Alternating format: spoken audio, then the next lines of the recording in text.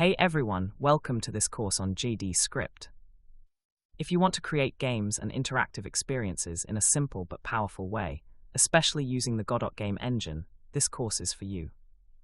In this video, I'll explain what GDScript is, where it comes from, and why it's a great language to learn for game development. So what is GDScript?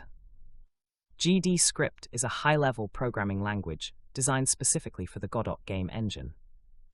It has a clean, readable syntax that's inspired by Python, making it easy to learn and write, even if you're new to programming. GDScript is tightly integrated with Godot, which means it works perfectly with game objects, scenes, animations, and physics. This tight integration allows you to build game logic quickly and efficiently, without unnecessary complexity. GDScript was created as part of the Godot engine, an open-source game engine that started around 2014 and has grown rapidly ever since. The goal was to create a language that feels natural for game development while staying simple and beginner-friendly. Today, GDScript is used by indie developers, students, and professional studios to create 2D and 3D games across multiple platforms. So why should you learn GDScript? First, it's beginner-friendly.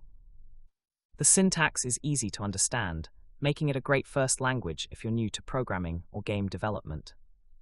Second, it's perfect for game logic. GDScript is built specifically for handling things like player movement, collisions, animations, and game events.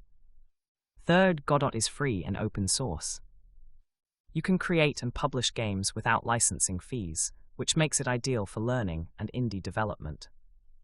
And finally, GDScript lets you focus on creativity. You spend less time fighting the language and more time building actual games. In this course, we'll start from the basics of GDScript and gradually move into building real game mechanics and complete projects.